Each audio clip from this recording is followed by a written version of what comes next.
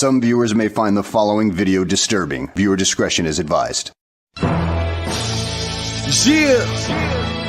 Perfect Plex Radio. We about to go live on them. Mike. Some viewers may find the following video disturbing. Viewer discretion is advised. Yeah,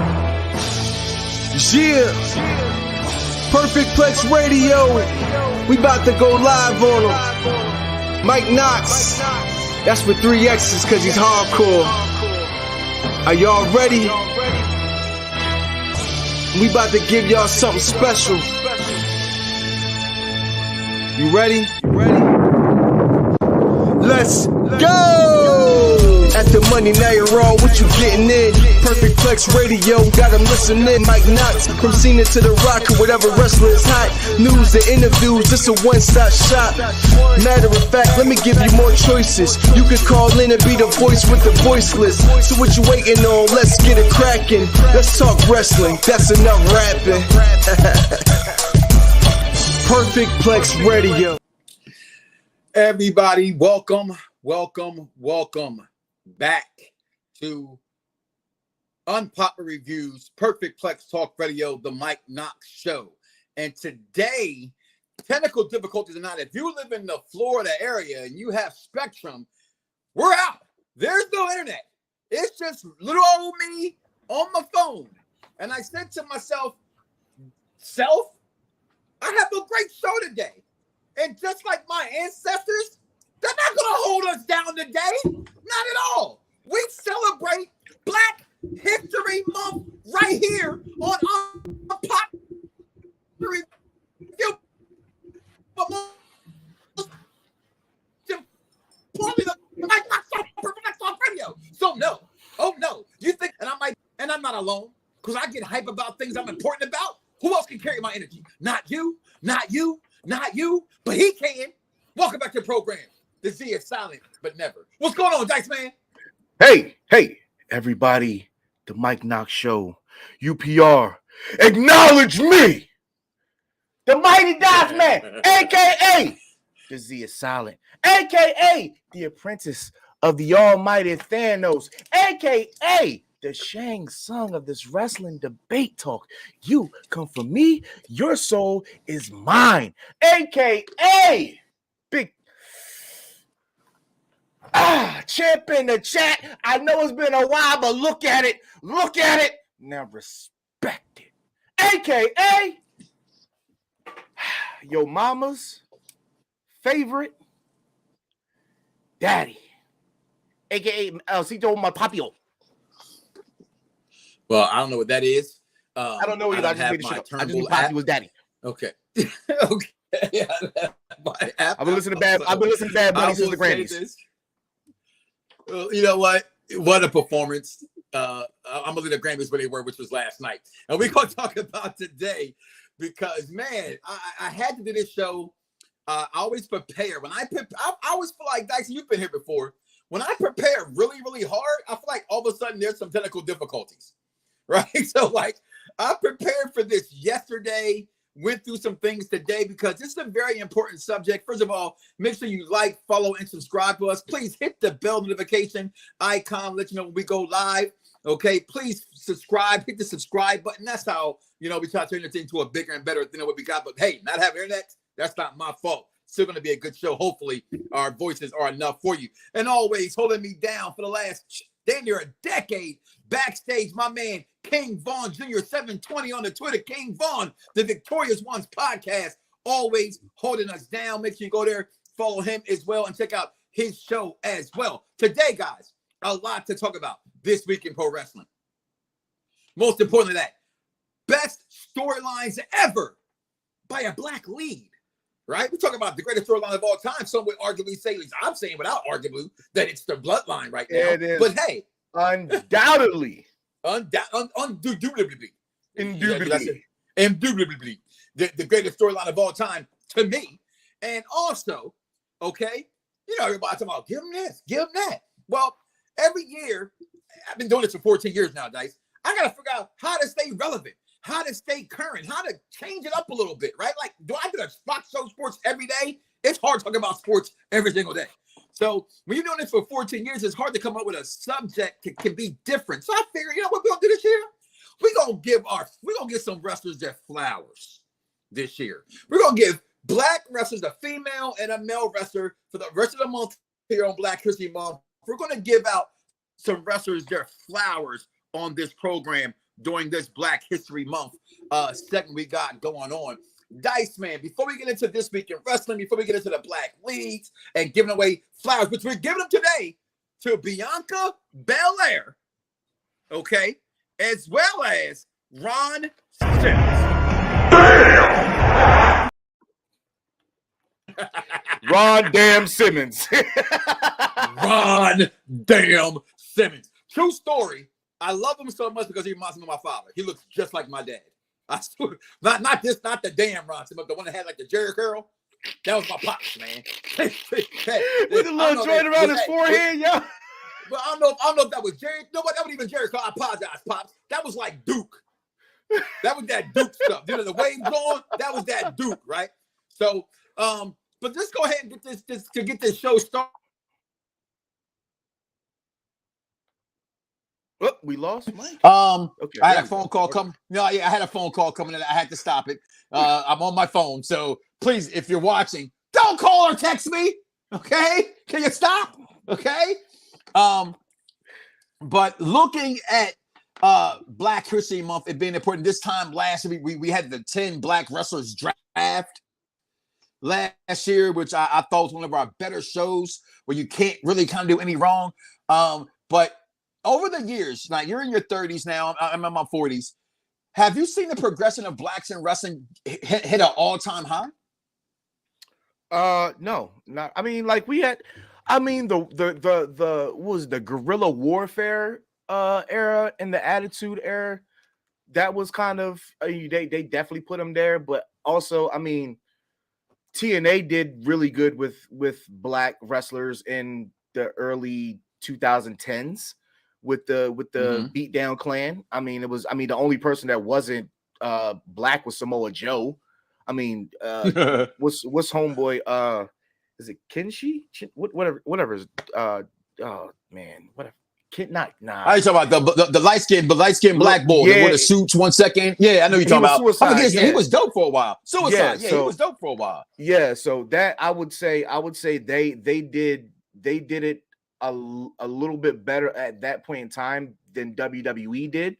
I think WWE could have capitalized a lot more on the Nation of Domination, but The Rock's popularity was just so undeniable. It was so undeniable. But I mean, not to discredit D-Lo or Godfather, but I mean, they had went through character changes, and it was hard for anybody to take them super seriously. Like, if you look at them as opposed to DX, right? Like, X-Pac was a nice European champion. It was a good, mid-card, but outside of that, they're tag champs for the Nation. Would you believe them as tag champs over the New Age Outlaws? Not really. So I think they kind of fumbled the bag a little bit. And then, I mean, you did get Owen Hart in there, but Owen Hart was kind of comedic relief. He wasn't the serious Owen Hart that we know and love, and would compare him to his brother Brett, in which I think that Owen is slightly better, at least a notch or two better than Brett, but that's for another argument, another day.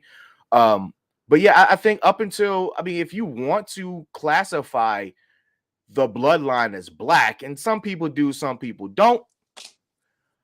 Outside of that, I would say the BDC is probably one of the greatest Black storylines. It just didn't have a lot of eyes on it with TNA, and and TNA has had some really good storylines, but the fact that it's TNA, it's kind of it's null and void. It's like, did you see this great story in Ring of Honor? It's like, no, who's watching Ring of Honor? You know what I'm saying? Like, not to put down Ring of Honor, but when you don't have that many eyes on something, it's kind of hard to vouch for it as much as you would something that's as popular as a WWEF or WCW. Because WCW storylines was pretty trash, but they still had mainstream eyes. They get millions of views every week, so you can't really say they wasn't a factor. But Black-wise, I think what they had Booker T, and they had the No Limit Soldiers, which was No Limit Soldiers was comedic relief, if you want to call it that. But WCW didn't do right by. So if you want to include that inclusion of WWE within that, but Nation of Domination, Beatdown Clan, the Kofi Kingston at WrestleMania, probably the greatest. I think Bobby Lashley's run was really good. The Hurt Business, you can't deny the Hurt Business did. That was very organic. I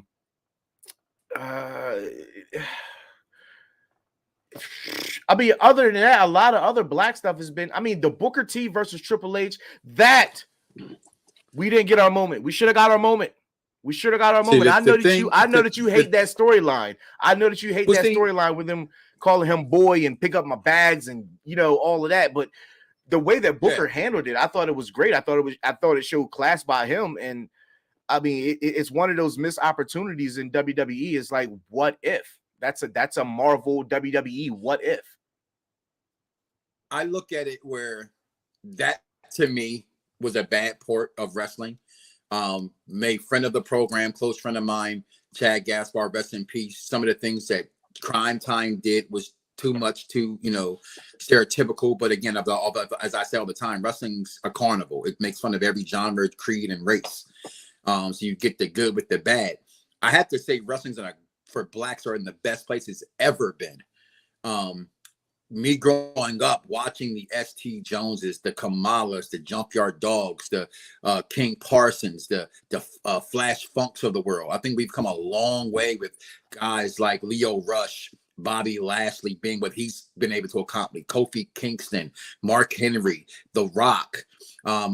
Again, it's funny when I was looking up this subject for the day, and we're going to get into it right quick right now, about blacks, I had to look up who the Usos' mother was. Because, I know their father. And they're not black. People have to understand that they're not black. They're Samoan. They're from the Isle of Samoa. They're from Hawaii. They're not black. You know what I mean? The Rock is black because his father is Rockin' Johnson, right?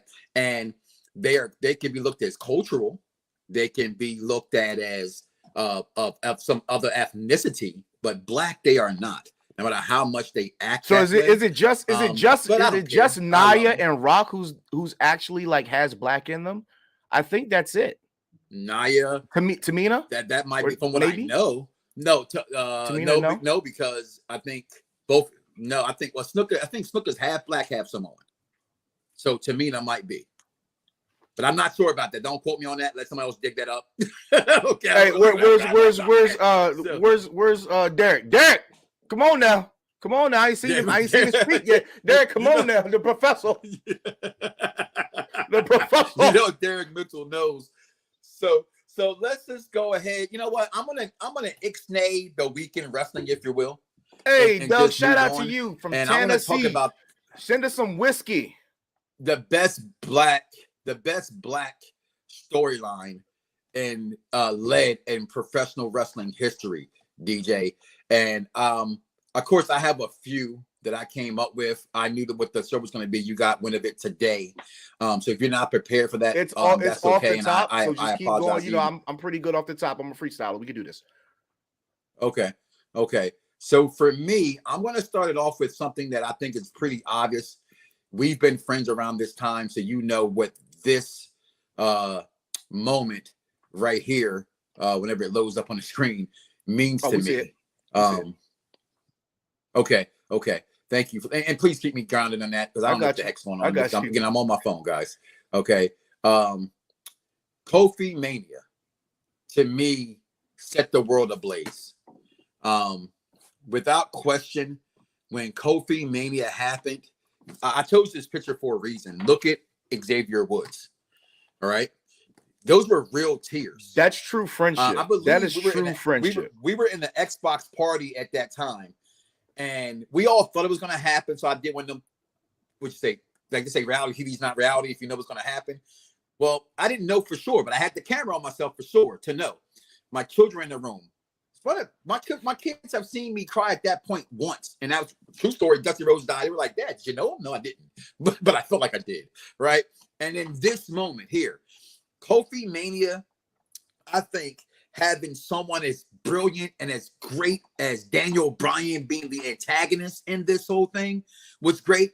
This was that whole moment, Dice. Remember, we used to fight about this with other people, not amongst ourselves. This was never Mustafa Ali's moment. Right? The whole thing was Mustafa Ali for the win this belt. Mustafa, like, no. Do you think Vince McMahon was going to get that title? They kicked the title. There was nothing indicating, other than wrestling fans being wrestling fans, this is going to be Mustafa Ali's moment. I wasn't sure if this was Kofi's moment either. I think things just happened.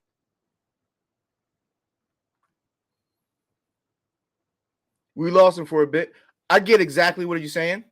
But how ironic it was for Kofi, in a sense, to be in a position that Daniel Bryan was in 2014 when Batista came back.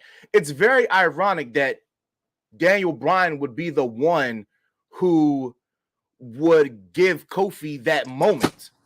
I right? think things just essentially happen the way they happen. I'm sorry. I'm back. I had to go outside. You're good. You're good. I took over, but go ahead. I was just explaining that. I was just comparing that moment to how ironic it was that it was Daniel Bryan to give Kofi that moment, knowing that he had that moment, what, 6 years prior? Yeah. So I thought that was pretty dope. And I didn't even think about that in that moment of time. But looking back at it, it's very symbolic of how once the people get behind you, it's kind of undeniable, and I see it now today, and people are saying they should strap Sammy, and the idea is great. You can't strap Sammy with the undisputed. You can strap one with one or the other, but I just don't think that you can strap him with something that's going to be the face of the company. But if it's a Kofi, that belt is the face of the company at that point in time. Just like Daniel Bryan had the belt as the face of the company in that point in time. So that's why I say, like, at that point, it differs. He might be popular, but he's not going to go to meetings like a Cody Rhodes is. He's just not. And that's the sad part about the business. It is about making money. It's not about the people can't make you make money. If you can hear me, that's what made the moment was because you did get the title. It wasn't for what it's worth, the Mark Henry moment. It wasn't. It's important to Black wrestling fans that we got that title. The WWE Championship had never had outside of The Rock, who's half and half, a full 100% full-blooded African-American, Black American champion. So getting Kofi Kingston, that was to me the best Black-led storyline of all time. You have one or two in there? The best, I probably would say that's the most emotionally charged storyline. I'm not gonna lie, I definitely thought that Kofi, I mean, for him to get that moment 10 years after he made a mistake in a match with Randy Orton, I thought it sucks. Like, I'm not saying anything bad about Orton. Obviously, he's one of my top all time, but for him to be penalized in that manner, it sucks, right? But I will definitely. You remember that? I stopped watching wrestling for 6 months. I stopped watching wrestling for 6 months when that happened. You remember? I was livid when they let Brock beat him in 15 seconds.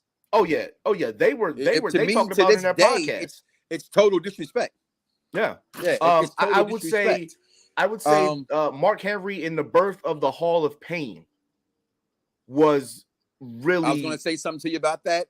I love we that think alike line. Because look here. I love, like, not even that. That is like post. Like, that is post Hall of Pain. Like, the Hall of Pain was in a weird time period in WWE. It was like 09. Okay. It was like 09 to like. Let me go to back like to 2012. Let me blind tag you there, because I didn't choose that moment, because at this moment I began to become more pro-Black and more aware of myself. And the imagery, which WWE prides himself at, he was going against your boy Batista. And he climbs on top of the cage at the end of SmackDown, and they portrayed him, and Michael Cole was the gorilla Mark Henry. And I had never been so offended up to that point as I was watching. They had him poised as he was King Kong. I mean, on top of the cage. Yeah, but and that whole thing about blacks and and monkeys is little territorial for me. But the thing is, like, it's crazy because I don't think that Michael Cole has a racist bone in his body. I think he's very professional. I think that he doesn't get enough credit. He's just as great as a Jim Ross. He but was Jim fed Ross, that line. obviously, He was probably fed that line. Yeah. But at the same time, the way that Mark Henry was doing, like, this is the birth of the Hall of Pain. He is single-handedly providing guerrilla warfare, not guerrilla warfare, but guerrilla warfare, which is all-out war on your opponent. That's right? what it was. So, like, it was guerrilla warfare. Yeah. So he could have been meaning in that sense, but the way you pronounce those words, it's very similar. And if you are not pronunciating them the right way, yeah, you can offend blacks because there's gorilla and there's gorilla, and there's a difference between that. And right. Yeah, and Vaughn, you're right. He just could have said warfare. But I think that at that point of time, this was Mark Henry, like, because in that weird sense of when they had the ECW championship, that was more like a test run championship. Like, you're good enough, but at that point in time, it's Cena and Batista and Orton and Edge. Like, you can't outsell these guys, but we believe in you. So we're going to give you this this ECW World Championship, and we're going to let you have a test run and see how you do with it. And they gave it to Mark, right? But he still didn't get the World Championship until like 2011 or 12. And like I said, like, for me personally, that was a weird time period of wrestling where, like, I was still up on it, but for some, it was a disconnect with it for me. Just watching it, I just didn't feel engaged at all with it. But he, like, the Hall of Pain storyline was one of the best storylines that kept me tuning into SmackDown because he was running through any and everybody convincingly. Like, this wasn't sexual chocolate anymore. And it took that man, like 20 years to get there. 15 to 20 years to get to that point where people took him seriously. Thanks, Doug. You mentioned him earlier, guys. And normally we will put your comments up on the board. All this happened fast. We're just getting Dice back online here with the network, so he don't have the control panel, which is too short of a notice. So I do appreciate your comments. Keep them coming. Dice can read them to us on air when they come in. If I see them, I'll try my best. But, Doug, I don't think that they have a plan for Omos right now. I don't think they know what to do with a lot of the characters they have right now.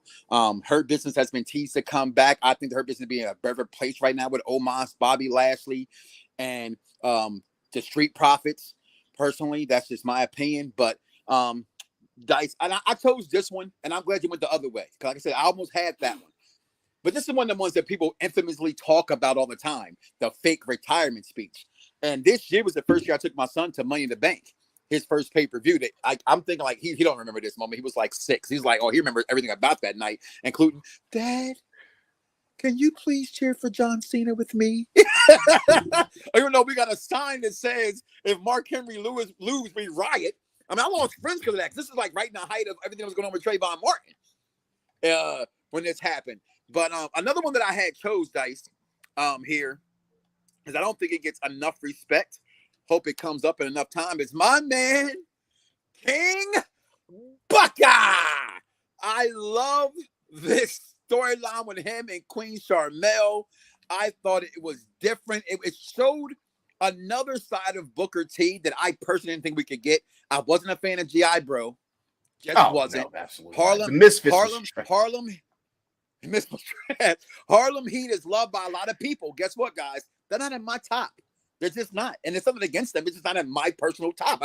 It's just too many other people there. And sometimes we do shows like this, I feel like, damn, I want to be black enough and pro-black enough, but I don't want to be fake like a lot of people out there to be fake, Dice. You know what I'm but in the like, terms of brothers, in the term of brother tag teams, they're top 7 for me. They're number 2. Oh, top of brothers, I give them number 2 or 3 behind, obviously, the Steiner brothers and the Hardys. Yeah. Hardys, right? I mean, can we say the Dudleys? Devon. But I love this King Booker moment. I thought him being king, it meant a lot to me as a black man watching wrestling at this time, because it was like, damn, the world champion and a king? And he's pulling it all. He changed his accent. He changed his beard. The way Queen Sharmell came out, it was like, with all due respect, blank Black Panther, I got a king right here in wrestling. His name is Booker T. They were pompous assholes. Yeah, well, straight pompous assholes.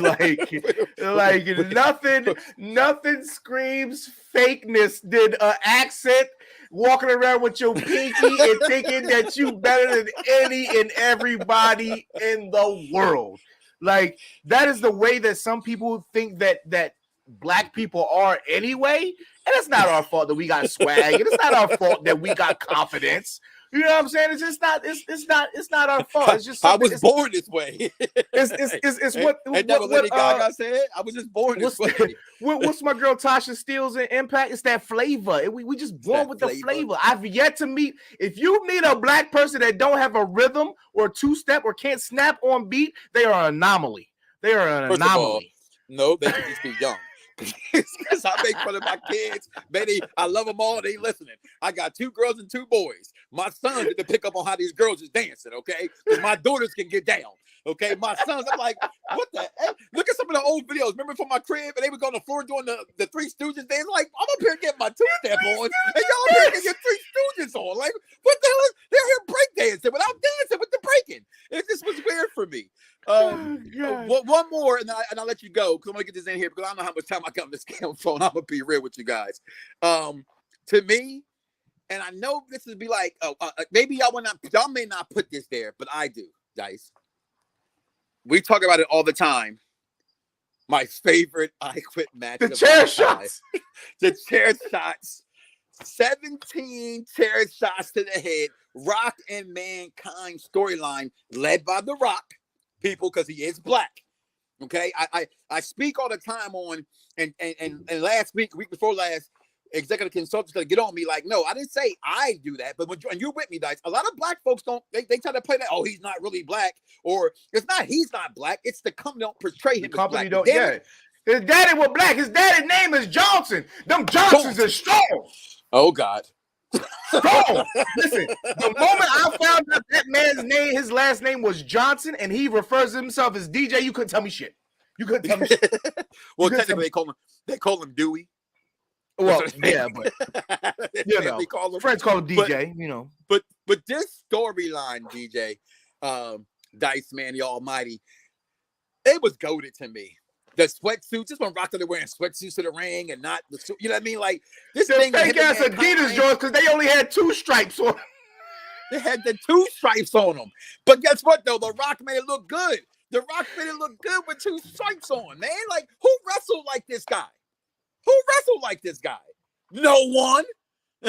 Okay, with suits on like this. Where you think Roman gets it from today? A lot of stuff that Roman does today come from this era of The Rock. Your take either on this or some other black storylines that we have. And thank you for joining me today too, by the way, brother. You know despite what's going on.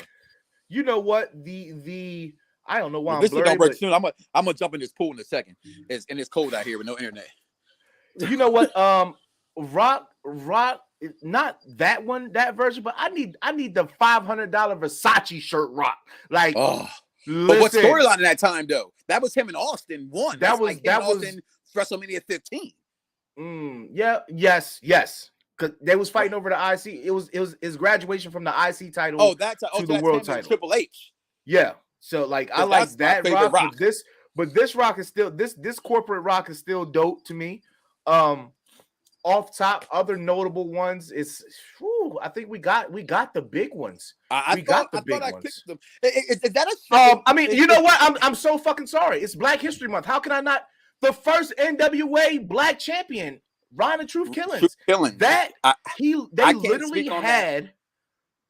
literally had a storyline very similar to Triple H and Booker T. It was very similar.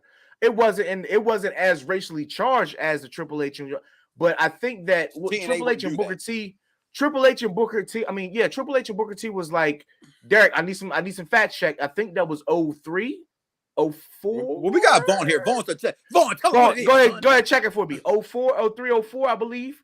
And Ron the Truth Killings was champion like 02. So I definitely believe that they grabbed something from that storyline and just added a little finesse to it. So I definitely will say that's a great moment in Black wrestling Booker history. T and Triple H we know they were 03. We're talking about Ron the Truth Killers and TNA. So that's what I'm saying. Like, I was right. My timeline was pretty good. 202. Oh, so they copied each other. Okay. So I believe that they took it a little bit and then sprinkled a little bit more production on it because everything looks better when you're on national television. And you spoke on it. I just thought it did go too far with the carry my bags, boy.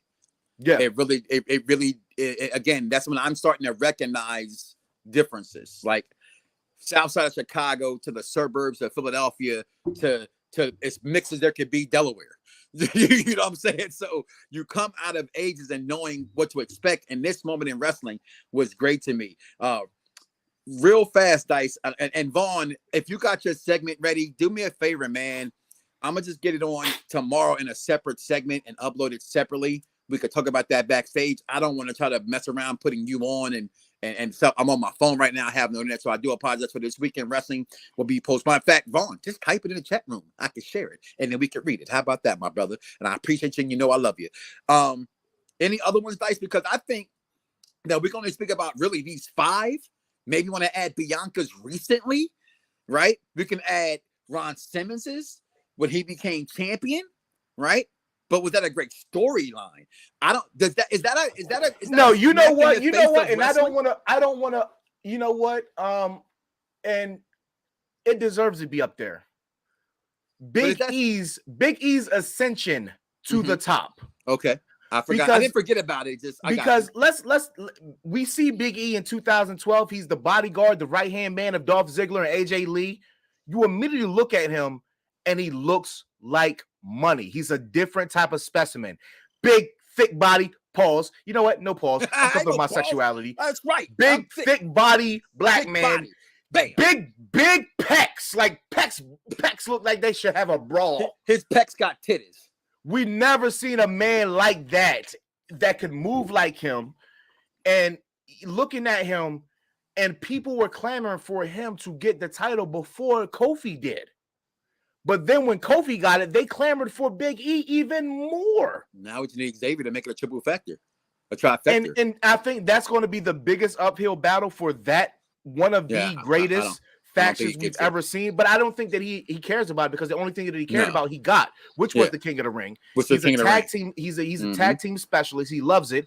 So just give him an IC title, give him the US title. And I think that he will be content with his career because what he populated in his mind came to something that grew into a national phenomenon, not just in wrestling, but as in pop culture. You know what I'm saying? Like they made it funny to come out there and slang pancakes and twerk as grown black men. I know that you don't like it, but it's something that's a national phenomenon, and it's okay to be. You hate everything. She hates everything. I love you though, Charmaine. They made it cool to make it seem like while most people will fear the black man walking down the street, they made it funny to embrace a goofier side of yourself. But when it's time to get business done, you get it done. I'll say this because you spoke and you had a lot of truth in there. I give you 80% of truth about myself, and you know a lot of that. I didn't want it. So when I didn't like it, it's not what I wanted. And we wanted the nation back. We wanted something serious. But what we got, I was here for. If we would have got the Nation 2.0, I do not think it would have lasted 3 years. They wouldn't be around today. And you're probably 100% right with that. But you know what? The crazy thing is the Nation was reincarnated within the Hurt Business. Facts. So, and it was organic. Like they didn't have to come out there and speak as we're 4 black men, da-da-da. You just saw it on the screen every week. MVP constructing these pieces. Every single piece was something, right? And he's trying to do the same thing again. And I think he's going to get there. I don't think it's going to be by Mania, but I think it'll be by SummerSlam. This is one of the slowest burns to a build of something that fans have been clamoring for again. However, do we, as fans, do we underappreciate somebody like a Street Profits because I don't see both of those guys making it. Not in their WWE careers in a totality, but if we are choosing the Hurt Business participants, obviously Montez is the star. He's clear-cut the star. Can we as wrestling fans, I'm not gonna pull the whole who we are, right? Because if by now you don't know who we are, we're gonna tell you right away. I'm black, y'all, and I'm black, y'all, and I'm blacker than black, and I'm black, y'all. So it's not about that, right? I want us to stop saying who's a star and who's not a star, right? Because we don't know. We don't know. Just like Triple H said to CM Punk, he said, "Hey, I look at a guy. I think he's the biggest joke in the company. Turns out he's going to be John Cena." So we don't know, but it's just off of what I mean. But I would love to see. I would love to see most of these people play my GM mode in a 2K wrestling game, and then see it. I don't care. Let's see if you can build a star that way, right? Everybody has fantasy warfare, and it's like the one thing I do love about having those type of fantasy conversations, right? When I listen to Busted Open, and shout out to Dave LaGreca, every time they say this person should do this and this person should do that, and then Dave or Bully are like, and then what? Can I just get a and blind that's tag? the difference. And that's the difference in what most people. And what are you going to do once that person gets to the height that you want them to? I think Matt was a better wrestler than Jeff. Jeff was just a bigger star because Jeff did more of the crazier things off the ladder. Or whatever, I think that Matt has the better wrestling. I liked Christian more than I liked Edge. No, I'm not gonna say I liked it Jannetty more than I liked it Michaels. No, that's not true. Don't you better die. I wasn't. But what brought this up is that I like Dawkins. And I think Dawkins is a better in-ring wrestler than Montez. But Montez is the star.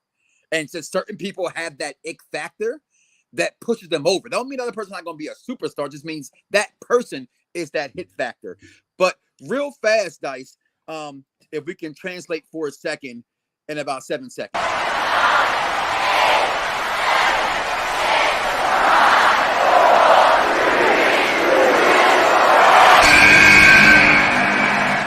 Damn, it's the almighty Dice Man coming to the ring. Oh.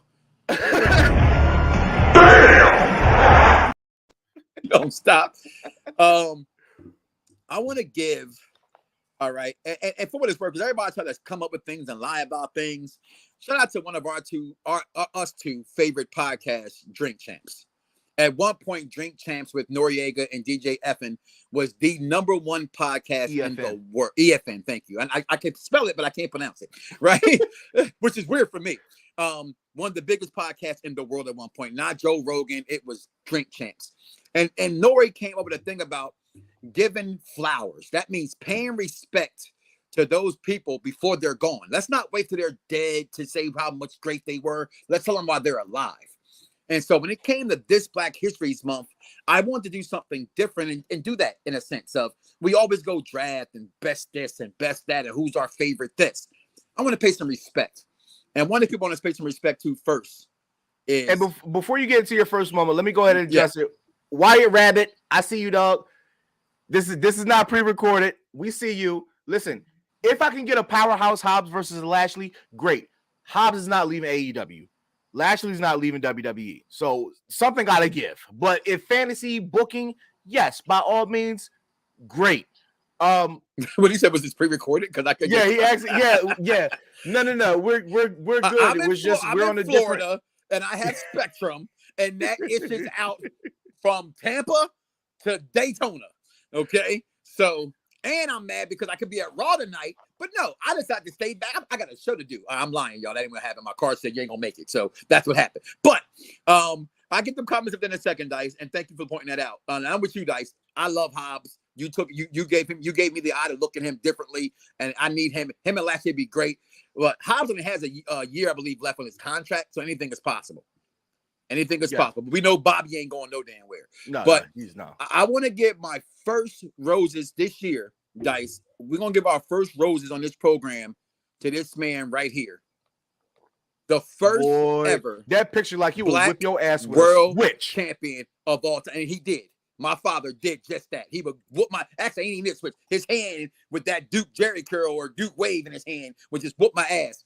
Ron Simmons beating Big Van Vader was one of the biggest moments in wrestling history, because we had never at this point had any black person as a champion in professional wrestling, unless it was a bingo hall nobody knew and watched and listened to.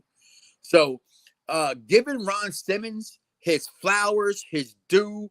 He has been great over his career. He has elevated his career in multiple different ways, from Ron Simmons to Farouk to the Acolyte Protection itself, the group and the Acolytes in itself, to the Protection Agency once that demonicness of the storyline died down, into translating into the damn moments that Ron Simmons has done. He has repeatedly stayed relevant, even in that dumb, except for that one time they had him in that stupid ass mask and the helmet thing, the avatar joint, whatever it was that was going on, whatever the hell Vince was thinking.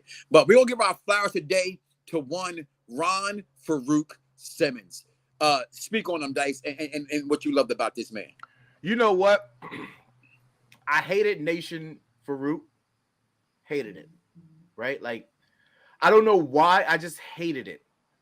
But Accolade Farouk, I thought it was great. But APA Farouk, I feel like that was more true to him than any character he's ever played.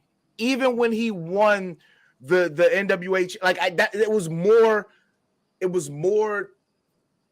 I felt like it was more natural for him. With fairness, how much of wrestling were you watching at this point? What year is this? I believe this is 91, 92. See, I was watching WWF Superstars. Somebody help me out. Where's Vic? Or where's the people that know this stuff more than us? So looking at, I mean, of 92, course, I'm like 92. Okay, so I'm like 5-6 years old. I don't know the symbolism of this black man winning this title, right? It's just, if you're watching WWF Superstars in that point in time, you got the red, white. 92? 6. In 92, you were 6? 5 or 6. 5. Christ, man. From now, I'm going to be called Uncle Knox. Go ahead. So, looking at that, right? I'm looking at WWF Superstars. You got the colorful characters. You got the red, white, and blue ropes. You got everything that you see on TV, and it's colorful. There's characters, right? And you look at WCW, and there's this black guy. He's just kind of running roughshod over stuff, but he's not a colorful character that makes me feel like it's a superhero. But that's the thing. He wasn't running roughshod over everybody back then, though. That's the thing. If I can try to, shock that. From what I remember from the matches I've seen, I felt like he dominated, right? And like, I've never went back and watched these matches. This is strictly off of what I remember from my childhood. Yeah. That's what I'm trying to, if I can try to, jog your memory a little bit, and maybe remember this is right after Doom, where he was a tag team champion.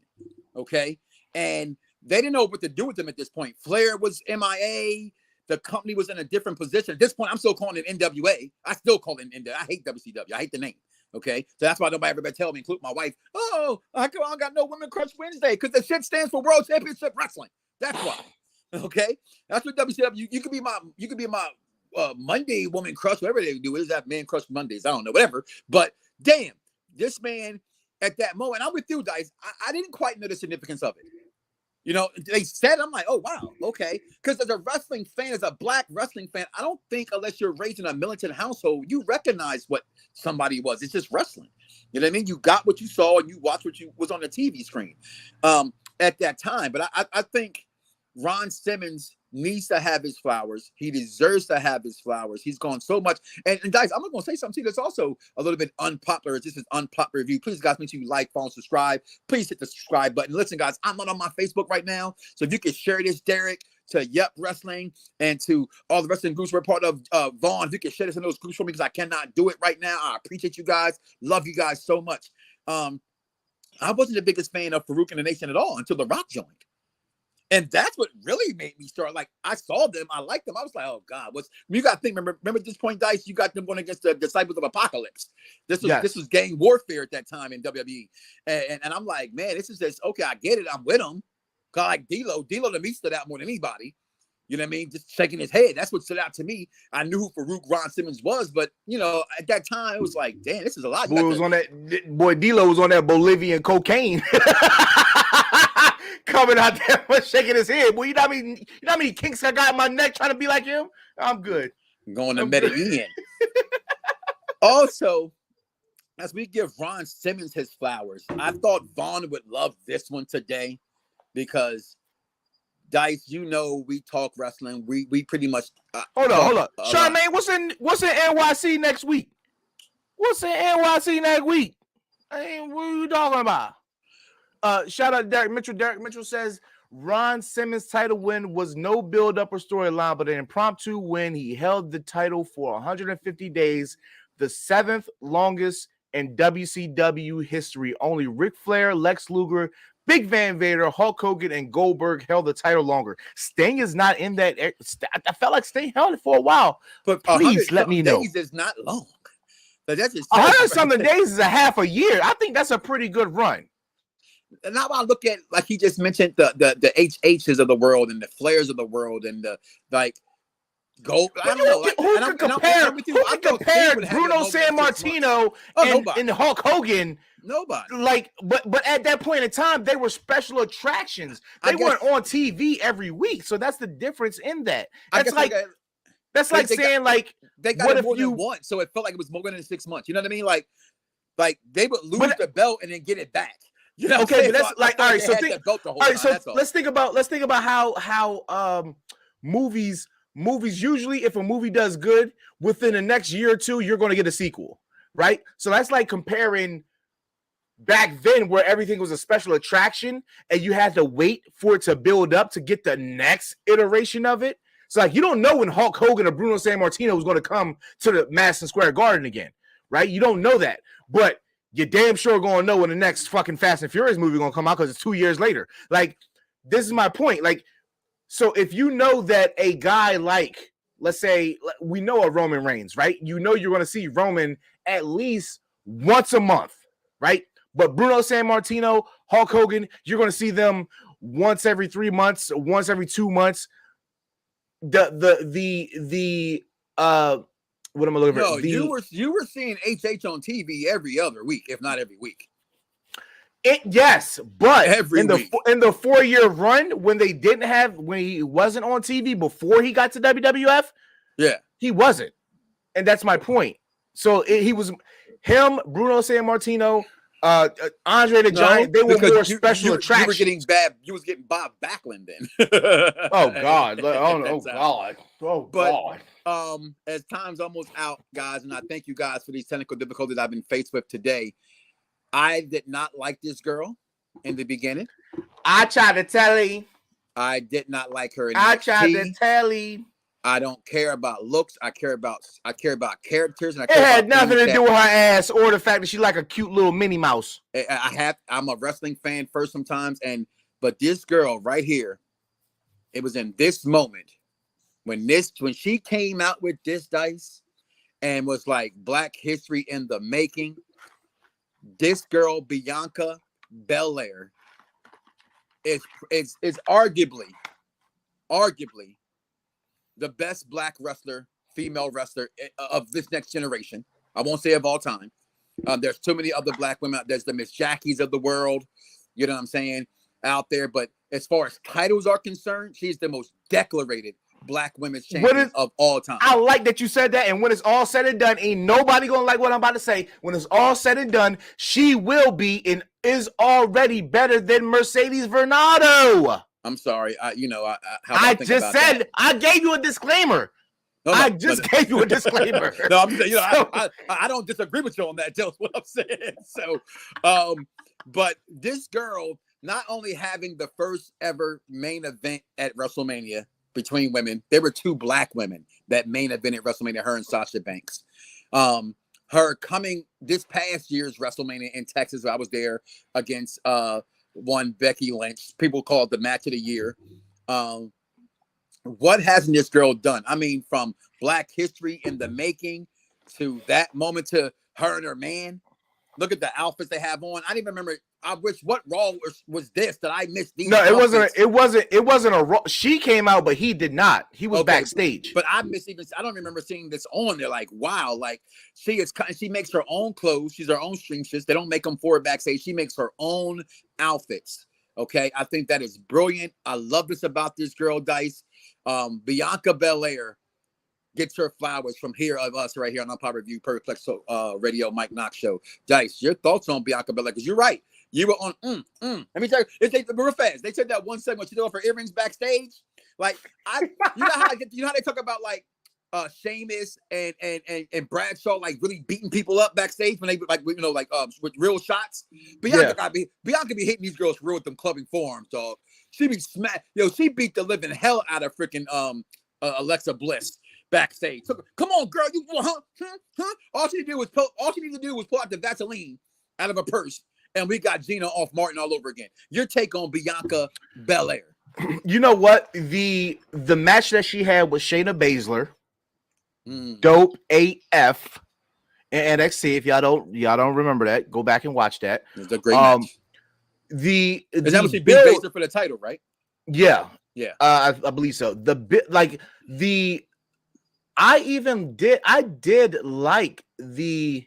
No, she lost to Shayna. She lost it. Remember, Shayna was on a run like crazy. Shayna Baszler was on a run like crazy, and that's a little bit before Shayna got called up. What the EST stand for? Fastest, toughest, roughest, bestest. Whatever. No, Charmaine asked that question. What's the EST stand for? EST it's the end of everything. It's the end of everything. All thing I know about is EST, the unusual fellow. Ow, the greatest man alive. That's all I know. She was in that Royal Rumble, and she eliminated Molly Holly, Nikki Cross, Daddy DeVille. I love Daddy DeVille. Mandy Rose. You see that picture I sent you the other day? Yes. Candice LeRae, Tamina, Dana Brooke, and Alexa Bliss. But the person that stopped her was Charlotte. The way that she has been built up has been the way that they have been trying to build up a Lacey Evans, and it just does not work. For whatever reason, the way that they are building Lacey Evans up, in the sense of that they've been trying to do it like a Bianca Belair, it just does not hit.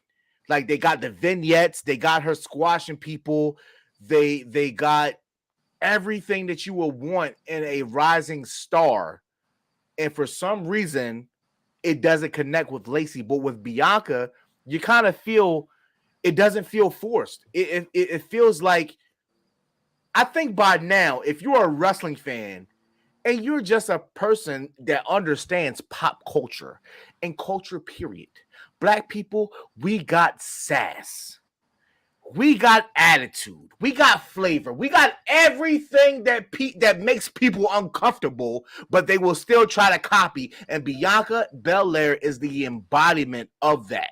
She is complete embodiment of that. She is the sister girl talking out the side of her neck. She is the girl, don't you go there. And the people embrace her. White, Black, Hispanic, Palestinian, Indian. Why does this have to be a thing? And you mentioned that, and Vaughn will run with it. I didn't see her as Lacey Evans, or them trying to make Lacey Evans her in any way. No. I'm not saying they're trying to make Lacey her. Mm-hmm. I'm saying the way that if you look back, how they built Bianca Belair with the track meet vignettes, the squatting vignettes, right? They're doing the exact same thing with Lacey Evans, but on the reverse side of her being a national hero, a vet of our nation, of our great nation, of our the way that she can allegedly tap anybody out, right? Like, they built her up as something that they've never seen before. But the problem is, we've seen it before. Well, it's wrestling. We've seen it all before. Who could you compare to Bianca Belair that you've seen before? John Cena. No, I'm female wise. Come on now. Come on now. Well, I mean, it's wrestling, so things are rehashed. And to me, she's the female John Cena. So, and who have Jeffrey, you're right. Lacey does feel forced, and I feel like Lacey doesn't need to be forced because I think that Lacey has something that is intangible if they would just tap into it. I don't think Lacey's forced at all. I think that is she forced because they keep repackaging her and putting her on TV? Is that what you mean? They're giving her terrible characters. Listen, remember when about the Southern Belle? The Southern Belle was great, and they should have kept that. Remember, they should have kept that because remember when she first baby. Remember when she first came in at the Royal Rumble, and her and Charlotte squared off, and we were in the party, and I said, I like this. 2 tall, strong women with long legs that can use their athleticism. I am all for this. I see him being pervy, right? I like long legs. I'm 5'8", but I like long legs. I got challenge. Let me tussle. But I just thought that that she could be a competitive star. And literally, she's falling just as flat as Shayna Baszler. So first of all, I know he retweeted us and all like that. And listen, the same thing. I had an argument with Dice, but we didn't got to I'm going to argue on Sunday at 4:41, and I had it with somebody else later that day as well. Listen, I interviewed a lot of old wrestlers. They are all bitter. Okay, how come it's a thumbs down for her using a Cobra Clutch, which is nothing but the $1 million dream, but it was okay for Dave DiBiase to use it? Like, come on, stop that, man. Stop that. There's nothing wrong with Lacey. When I saw her pull that move out, I was like, oh my God, this is about Lacey Evans, people. This is about the girl on the screen getting her flowers. Bianca Belair. I didn't even mean to turn it into that, but I was still. The comments did. You kept going. I brought the comments up. Let you know we're on that damn girl. We can't deny. The one thing about Bianca, we cannot deny one of the most. It's not Queen Bianca. It's Queen Zelina. Don't you disrespect Zelina Vega like that. The one thing that we cannot deny, right, and is the fact that she participated in one of the greatest Black history moments in the history of professional wrestling, which is Black women main eventing WrestleMania. It was covered by ESPN, Fox News, Forbes. They won an ESPY. Like, you can't deny this. And the woman is super marketable. Anytime you got little blonde girls wanting to buy a black nappy ponytail. First of all, why I gotta be nappy? It's kinky. It's straight. It's not real. You know that's horse hair. Well, when you put water on it. then you're right. It's kinky. Anytime that you can, and I'm not saying this in a racial term, so I do apologize if anybody takes it this way. Anytime that you can get another culture or ethnicity to embrace, absolutely, then it's a completely different vibe. It took a while for John Cena to get over as the rapper, but you couldn't deny it. The man sold 1 million records. That man bought a record. I brought 2 and claimed one was for my sister. 2 records. And claimed one was for my sister. Wire. And thought one was for my line and said one was for my sister. Listen, I ain't got a sister. Before we got out of here, right, and a little bit on Bianca and what you just said there, and I close it out with this. I got daughters. Frozen was over as hell. My son, he has a crush on Elsa. I had a problem when my wife got my daughters the blonde ponytail, but I understood a child doesn't know nothing. Let a child have their fun. And when I saw this all over Mania, the little white girls with the little ponytails like Bianca Belair, it was in that moment I stole it from the executive consultant that she was the next John Cena. And we see it today, how they're building her, how she comes back. It's undeniable, to be honest with you. But this is where we leave it at for today, giving Ron Simmons, giving Bianca Belair their flowers. This week in wrestling was just really, to me, capped off by 2 moments only. Just to speak on them very shortly, was Samoa Joe winning back the AEW TNT title. You know what sucks is only because Darby Allin's going to go do movies. Yeah, sucks. But see, spoiler alert, and which means I don't get to see Sting on TV for 6 months. Well, Sting was on the way out the door in a second anyway, and not this moment, but him coming out. This is why I say hashtag death to dirt sheets, because every dirt sheet in America had to say Sami Zayn and Triple H and Vince McMahon, who ain't even fucking in charge, don't believe in Sami Zayn main eventing. Well, and before I go, I got one little more tangent. Thanks to my supervisor, thanks to Scotty Diggs in the chat, everybody who sent me stuff. You know what, people? I'm just saying this to y'all, all due respect. I guarantee you that if I don't see it before you, I saw it after you. So you don't have to send it to me. I'm going to see it. We all in the same smoking. network. Well, you know what? We smoking on that dirt sheet pack right there. We smoking on that dirt sheet pack. So that guy who's getting all this credit, Dice, and I know you listen to Bust Open Radio like I do, said the Usos and Elimination Chamber should be the whole bloodline. They said that on Busted Open Radio. I said that before them, though. But this dude came out and literally did a TikTok video about it, and it's gone global. He blocked me on TikTok because I told him on his wall, you didn't come up with that. You didn't make that up. Okay? I'm not trying to hear that. I said that before Busted Open. And the problem is, every time that I try to call in, I just be getting to work. I'll be like, you know what? I'm tired of holding. I'm tired of waiting. It's gonna be at least a 90. It's gonna be at least a 60 to 90 minute hold. I'm tired of waiting. I get tired of waiting. But I told you this. I told you this in the party. I said, what if they put Sammy and Kevin in there with the rest of the bloodline? Yeah, but there's a problem with that. He said just put they the can't whole go. Bloodline. Right, but they're not gonna do that though. They can't go into Canada. Well, Jimmy can't go. Well, Jay can get an exception, right? Because he's got there before. But at the same time, right? Like, I don't. The problem with trying to predict anything from Royal Rumble on, you're probably wrong. Just leave it alone. Just sit back and enjoy it.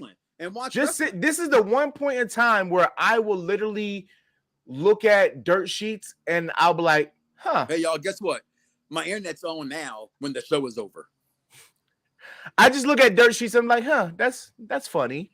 But so, I give it no validity, and I just kind of when it's Royal Rumble, WrestleMania season, just sit back and just take it in. Take it from a perspective of why the fuck would you want to know who wins the Super Bowl? First of all, whoever leaked that little fake script, if y'all don't know about that's stupid. They made that up.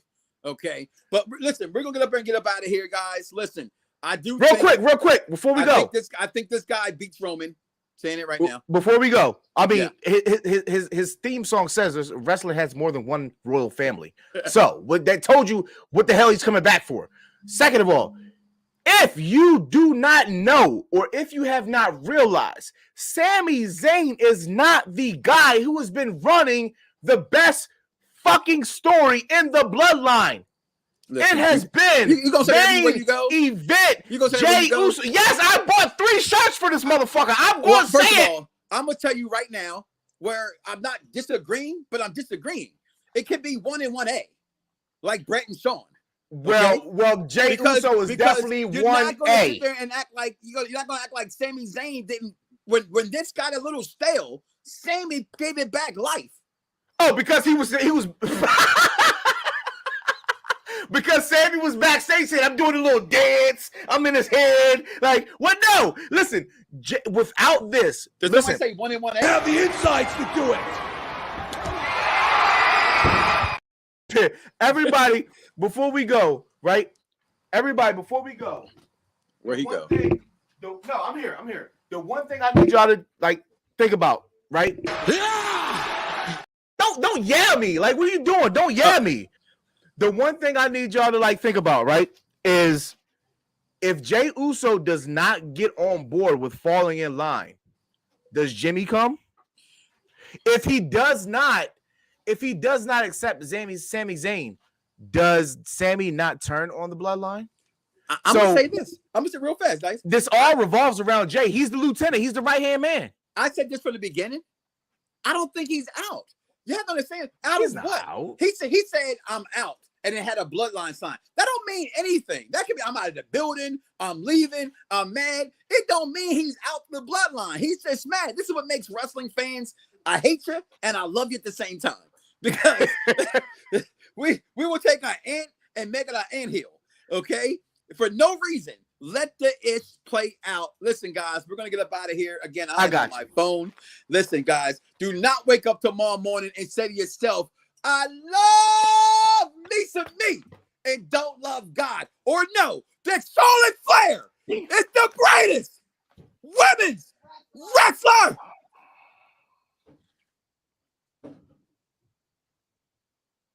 Of all time. Y'all hear the kids. We out here, y'all. Fingers. Some viewers may find the following video disturbing. Viewer discretion is advised. Yeah. Perfect Plex Radio. We about to go live on him. Mike Knoxxx. That's with 3 X's because he's hardcore. Are y'all ready? We about to give y'all something special. You ready? Let's go! At the money, now you're all what you getting in.